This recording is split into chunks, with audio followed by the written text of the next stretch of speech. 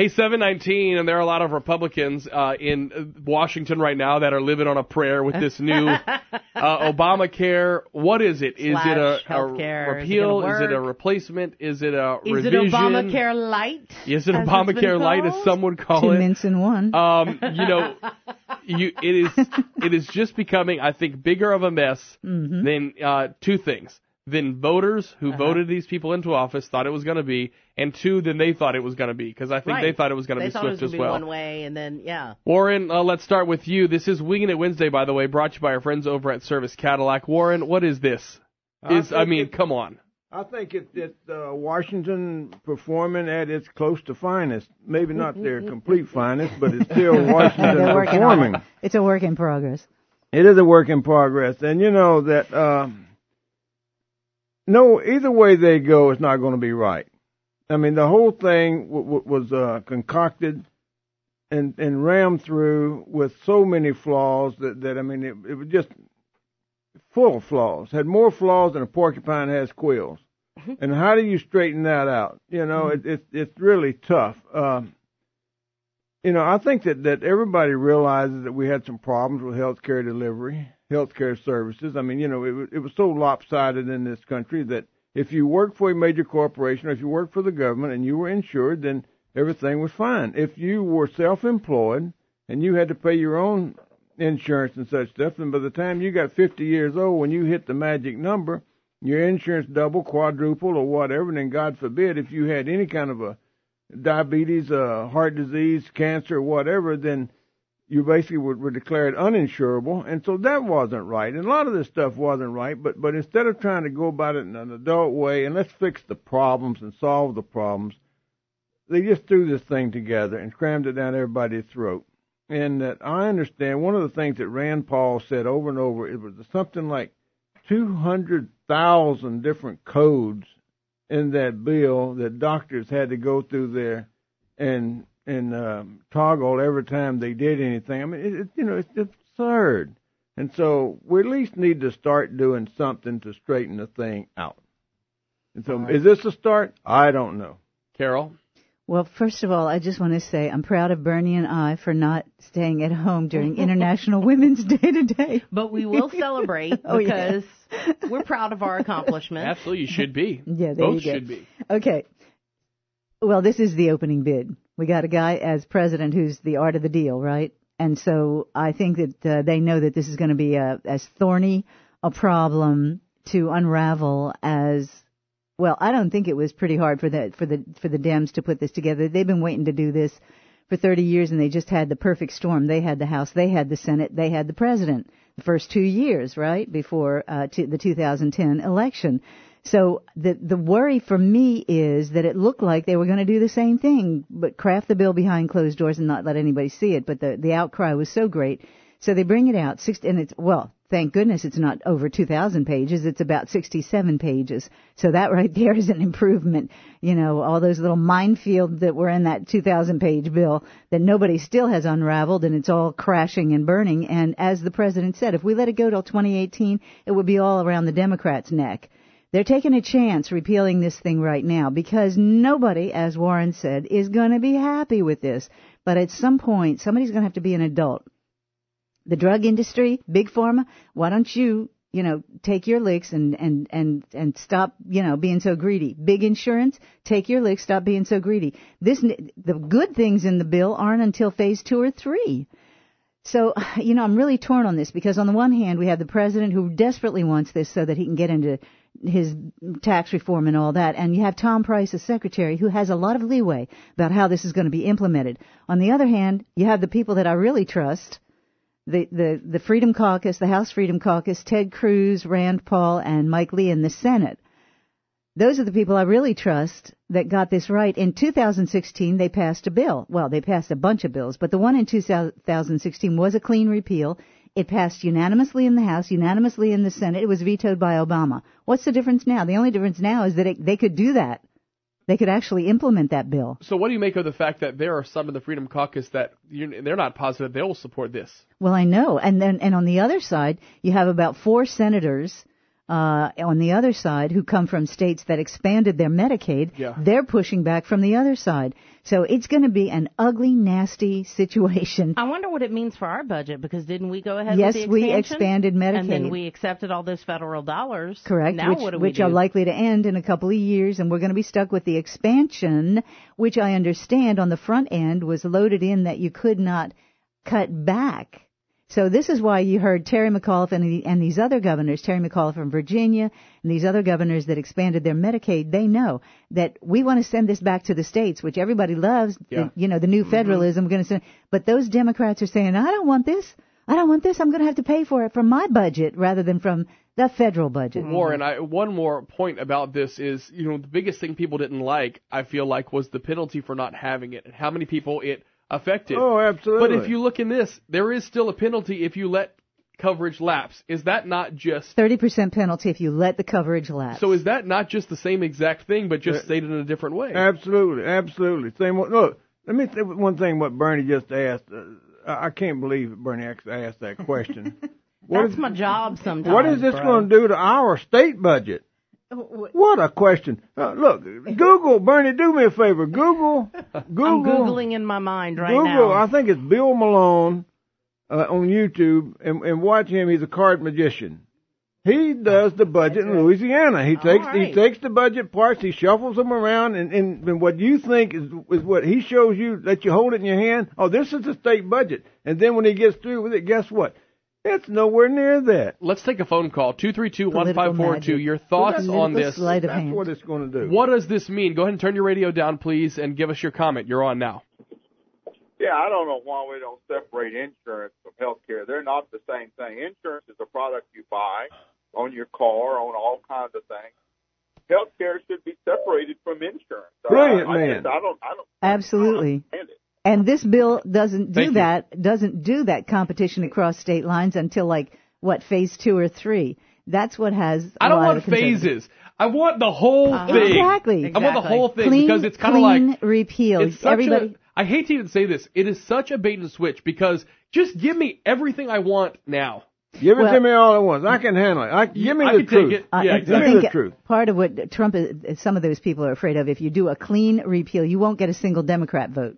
Just like Obamacare was passed without a single Republican vote. So I don't think you're going to get it anyway, even with the compromise bills. But like I said, I think this is the opening bid. I think there's going to be a lot of change to this thing before it's all over with. And I think the uber conservatives that I agree with are good to be pushing back so hard because that's the only way they're going to get some of what they want in the bill. All right, Warren, wrap this one up. The man brought up a brilliant point when he said that insurance is not about health care.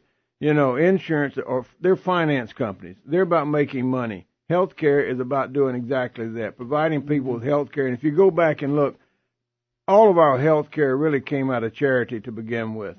And that so much of it still is charity. Just drive down the road and see how many hospitals you see. It says St. Joseph, St. Mary's, Methodist Hospital, Baptist Hospital, you name it, Shriners Burn Center, orthopedic hospitals, and all those things. St. Jude's, on and on and on. Health care is about dealing in health care for people. Insurance is about making money. Before all of this, the insurance was wagging the dog. People could still get care, right? Mm-hmm. Now, when they made it all about the payment and the insurance and that sort of thing, subsidies and all that, now you can't find doctors. You can't find the health care. So you mandate that people now have to buy their product. I will tell you the biggest change that I saw after in my own life, and, very thankful to have always been working for an employer who offered health care, but the change in between our first child being born and the second is when everything kind of went into play. When our second child was born at the same office, the billing person was put at the front desk. So, you have my wife who's so excited about we're pregnant again, we're going to have a second baby. We go in together for the first appointment. You sign in and they say, talk to her right there. How are you going to pay? Walk over How are and you going to pay? Then they're looking Number at one. it. And that just takes so much, like you said, it's just totally separate from it. We have to separates move the on humanity. for time. Can I say one thing real quick? You may, yes. The real numbers that matter, 22 in the House. They can only lose 22 in the House to get this thing passed. They only can lose 2 in the Senate. They already have 3 against it in the Senate. So it's going to be a rocky road. And this conversation brought to you every single week as part of Wingin' It Wednesday by Service Cadillac, one of the largest Cadillac inventories in the state and by far the largest in our area. Every color, every trim, all available now. 1212 Ambassador Caffrey in Lafayette. It's 729. Stay with us.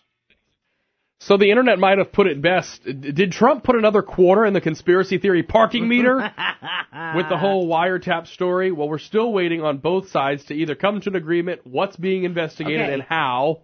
And who? Okay. And who? Did Hillary really know that, or did she get that from a media report? I mean, it's crazy town up there. Yeah. Washington, of course, putting their crazy on parade right now on all sides. Yes. Carol, is this going to stop? Because the question is... no. The question is that that Trump that is took president. A long time. Now let's move on from there. Let's move on to the next one. He's president, okay? He won the election. A lot of people ask, why does this even matter anymore? All right. Let me just say, why?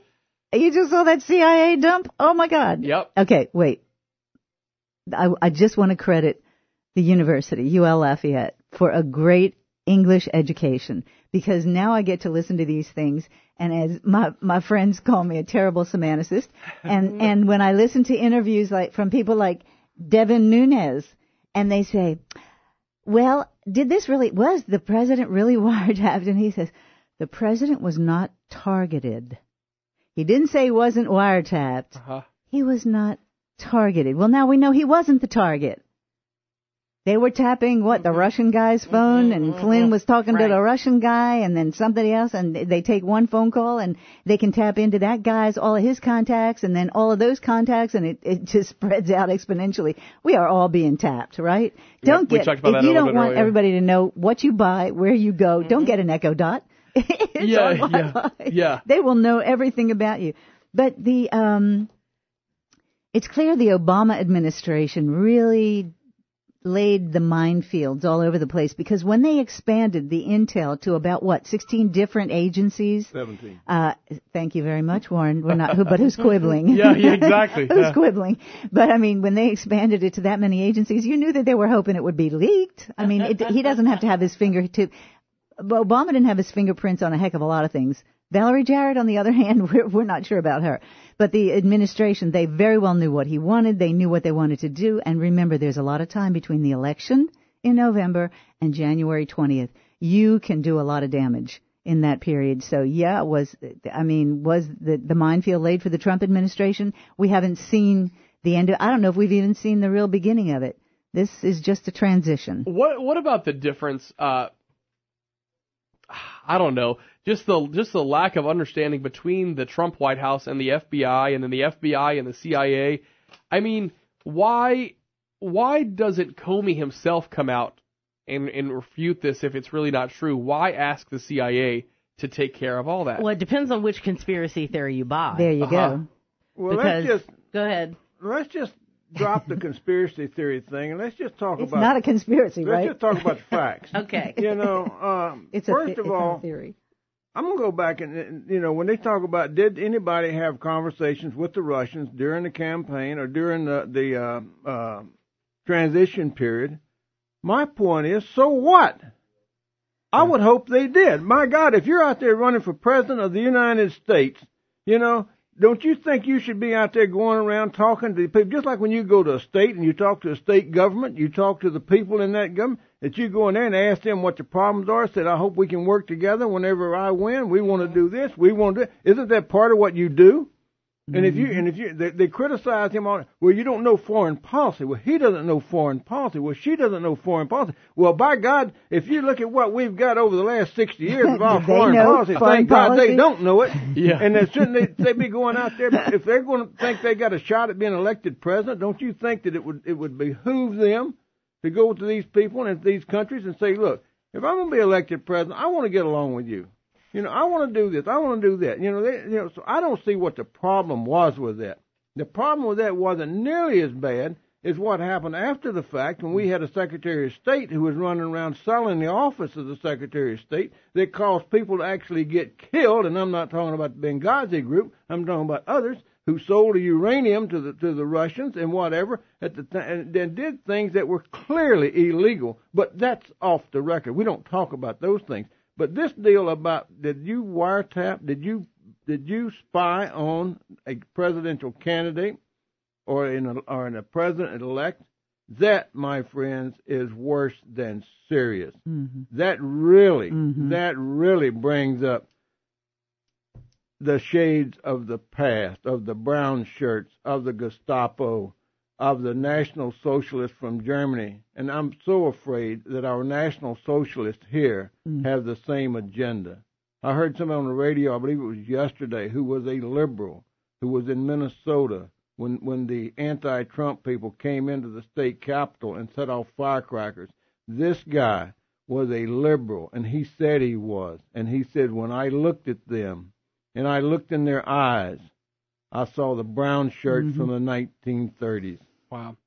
It is a scary thing, and the problem is, I think it's, again, that political ventriloquism or sleight of hand, where you look over here at this shiny thing, let's make it look like Trump was colluding with the Russians when we know exactly who was colluding on many occasions. But both sides are doing it, though. But who cares? Yeah, that's what I'm saying. The fact of the matter is that a Trump running for president doesn't have the power to undercut our country the way Obama did when he told little Dmitry, tell Vlad, when I'm reelected, things will be better. I can totally decimate our nuclear arsenal, so he'll have his full sway the way he wants. The other thing is then we have Hillary selling the uranium and hitting the stupid Family Feud button, you know. Warren, I am telling you, that didn't work, obviously. Yeah. But and Rush did make a point yesterday when he said, why would you even, if Vladimir Putin really had a choice, why wouldn't he want another 8 years of what he had? What he had, well, yeah. Which is free reign wherever he wanted to be, including in Syria, and we sat back and let him call the shots in Syria. We're going to draw that line in the sand. Oh, wait, let's draw it a little bit further back. Wait, let's draw it a little bit further back. Oh, let's draw another line. Warren, wrap this one for us. The one point you got to go back to that after the 1980 election, the Democrats came out and said that Ronald Reagan's campaign flew George Bush on a U-2 to Paris to meet with the Iranians and to agree that they would release the hostages after he was sworn in and blah, blah, blah. Now, they said that was horrible. And my point is that tells me more reason why that man should have been elected president. Yeah. If you're talking about a candidate had more sway, was able to get something done, not the sitting president, but the entire government of the United States of America. You remember how ridiculous it was because they had seen him somewhere else a couple of hours later, and he said, "Oh, well, it was the SR-71," and they flew him right over and they flew him right back. You know, it's just crazy stuff. Wow. All right, 7:40. We will continue with Wingin' It Wednesday. Hey, you know what? You want to take a call, Bernie? 232-1542. Let's go ahead and get some input. What do you think about this whole situation? Go ahead with your comment. Yeah, this new CIA dump that WikiLeaks just acquired. Yeah. It's reported that in this dump, the CIA had the capability of making their hacks look just like Russian hacks. Yes. So it wouldn't surprise me if Obama's government went ahead and set up Trump to make it look like the Russians hacked the DNC, when in actuality it was our own government. I don't doubt that one, but not only the Russians. Snowden has said it didn't come from Russia. Yeah, well, Assange said it. Yeah, I'm sorry, Assange said it over and over and over again. It didn't come from Russia, and these Vault 7 and these contractors and that they can look like any government.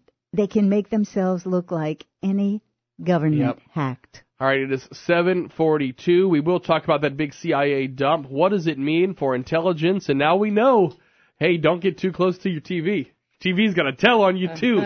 Stay with us. It's Wingin' It Wednesday, brought to you by Service Chevrolet Cadillac.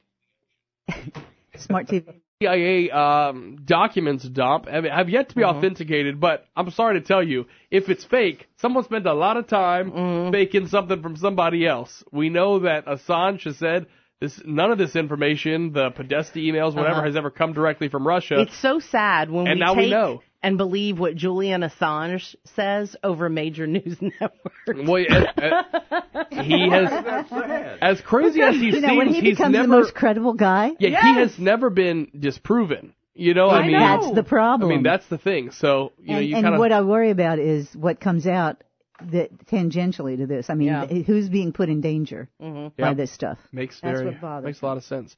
So, Carol, what does this mean? I mean, are we at more risk because now everyone knows how we go about a lot of our surveillance, projects? Just give up. Yeah, I mean, what do we think? Everything about you. Do one click on the computer. They know what you're buying, what you're thinking. And if that's the case, why can't they catch every internet pedophile? Okay, I think we need a Bob Dylan. That's why I really don't believe that they're really paying attention to everything. No. How come people go missing all the time? Well, they eventually do, because, I think eventually what they do is they gather enough information where they take down the whole network. But I was thinking, we could use a Bob Dylan song. They hack you when you're talking on your phone, and they hack you when they think you're alone, but you're not. But, so are you saying we should all just get stoned? That might help. When Assange, Warren, that was awesome. Warren probably has, but anyway, when Assange keeps saying the documents are not from Russia, and then you see that the CIA can mimic any country. They can set up little, and they have the greatest names like Umbridge, Medusa. I mean, aren't these great names? Because Medusa, all the tentacles that go out, but.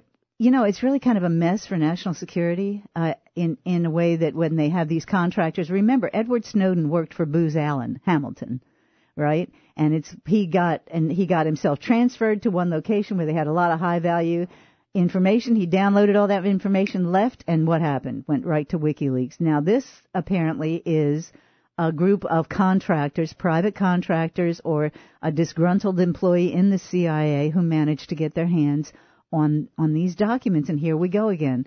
So what kind of screening are they doing? How good is their psychological screening? Or is it just people who are highly incensed at the fact that the CIA and the NSA and whatever, look at what happened during Obama. They spied on all the AP reporters, and then they called James Rosen an unindicted co-conspirator. And when what's her name, who wrote the book, oh my gosh, the CBS reporter who wrote the book, and said that they came after her. Cheryl Atkinson. They came after her after she wrote the book, and they're still not very happy with her. So our government, we need to have some protection controls against our government. I mean, where is the civilian control? And is this why they hate Trump so much in the intel community? Because he doesn't play the games the rest of them do? Maybe so. Warren, what's your thoughts? She mentioned disgruntled employees. I don't know that these people are disgruntled employees that are doing this. I think what they are people who are really and truly are patriots, and they see what's going on, and they see enough is enough, and this stuff really needs to be let out. I have a friend who told me one time, he said, I got to go where most people never even dream of going, and he said that is to the NSA. And he said that I'm fully convinced right now, if you're talking on the phone, it's being recorded. And this was 20 years ago or close to it. And he told about that he spoke about 5 languages. He was in the Foreign Service, but he was talking about, they said, pick a country, pick a town, or whatever it was. He said, boom! He said, right in the middle of a conversation of 2 people talking, and he said, that's in real time. It's, and of course, they're not listening to everything in real time, but it's all being recorded.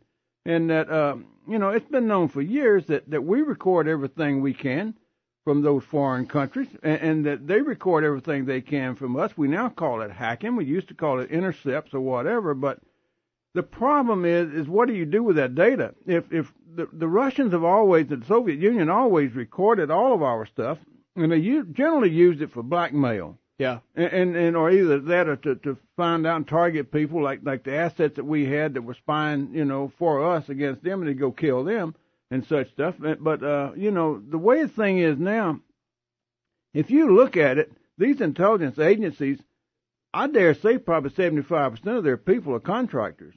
And that's where I think you really have a big problem, is that we just keep bringing in all these outside companies, and their job is to make money. They don't give a damn about the security of this country. That's what they want is to get their contract renewed and to do anything they can. So much of the stuff they're going to come up with is going to be false. Yep. It's going to be. It's not going to be true. And they use it as a red flag to say, oh, man, this is really dangerous. This is really dangerous. They say, what are we going to do? They say, oh, geez, we really need more people. If we do. We probably need another new federal agency. And at least one or two. At least one or two. Carol, wrap this one up for us. 40,000 more people. We have about 2 minutes left. Problem, reaction, solution. What do you want me to wrap it up with? Well, no, hey. Well, I mean... let me tell you. I think we need 3 million less people. This is what has hit me in a couple of shows that I watch, like Homeland and all these others, where they're going on and on about this is just a journalist. This is just a journalist. It's not a spy. It's not a spy. It turns out they find out later. Yeah, they were recruited out of college by the CIA, but supposedly they're not supposed to recruit journalists because that puts all journalists under suspicion and in danger because the jihadis don't believe that they're just journalists. Let's take a couple phone calls at 232-1542. Your thoughts on this, the big CIA dump? Go ahead with your comments. Go ahead. Hey, guys. Miss Bernie, a little bit ago you were asking the question if the CIA really can trace all of every Internet user or whatever it is to see exactly who it was. You're wondering why they don't get all of the pedophiles and arrest them. But actually, Kim Commando answered that question for you just earlier this morning. Remember, her comment was, they do know who all the pedophiles are. Well, actually, she said the child molesters and stuff. But there's bigger fish to fry, and she was talking about terrorists. And to be honest, I'm still boiling mad. I can hardly talk about it because I don't know of any bigger fish than a child molester. Yeah, well, that's a great point. That is a good point. Yeah, but they have these, a wonderful morning. These huge trafficking networks. And if you know that and you're in a government agency, why the hell don't you farm that out to some stupid agency that can make a profit off of getting rid of dirty people? Yeah. Yeah. Scumbag. 232-1542. Let's go to line 2 right there. Go ahead with your comment. Bigger fish to fry. Yeah, you need to ask yourself the question, why exactly did Kennedy have plans to dismantle the CIA? Warren, this seems like it's right up your alley. Wait, what did he say? Why would Kennedy have plans to dismantle the CIA? I'm not so sure that he did have plans to dismantle it. I think he probably had some plans to reform Take it over. He was burnt so bad on the Bay of Pigs invasion and some of that. And you also have to go back and remember that what Dwight Eisenhower told Allen Dulles at the end of his administration, and he said, "Allen, you have left me a legacy of ashes." Allen Dulles was the longest-serving director of the CIA. I think he was like the third one, and that he was the first. No, they had like 2 or 3 before him, but they served for a short period of time. Allen Dulles served he was appointed, I think, by Eisenhower. Yeah. But anyway, that really and truly, they were never supposed to have been involved in the paramilitary operations and all of that kind of stuff. But that goes right back to Dwight Eisenhower. He saw what good that counterintelligence and stuff and covert operations and the OSS did in helping to end World War II, that he put a lot of faith in them. And to be totally honest, they really just got out of hand. And they still are. When he left office, he was very disturbed about the CIA and that's why the thing about the military-industrial complex and all that. He was not very happy with the CIA. And remember, when Bobby Kennedy was in there, he was bugging everybody in sight. I mean, and they had limited technology at the time, but they were bugging everybody, including the Reverend Martin Luther King Jr. And they also had an intercept from the Oval Office and... What was her name? Campbell, the girlfriend? Judith Campbell Exner, who was also dating Sam Giancana. Right, and they recorded Sam Giancana stuff, and they picked up this call from the White House, and then Hoover goes to see Bobby Kennedy and says, you might have a problem. Well, and then they were furious. All right, well, we do have about 30 seconds left. Carol, I would imagine some of this is going to come up this afternoon on the Ross Report at 2 o'clock. Absolutely. We'll be talking about this. We'll also be interviewing one of the candidates for judge. Of course, we ran your interview with Susan Thayil the other day. We're going to have Vanessa Ansman on this afternoon, and hopefully we can get Candace Perrette on one day. And to respond to the KPEL listener who just texted me, no, none of us are wearing tinfoil hats in here. We're talking about legitimate concerns. It is 7:58. Hey, buddy, not every conspiracy is a theory. That's right. 7:58 now. Thanks to Service Cadillac for bringing you Wingin' It Wednesday every single Wednesday. Stay with us.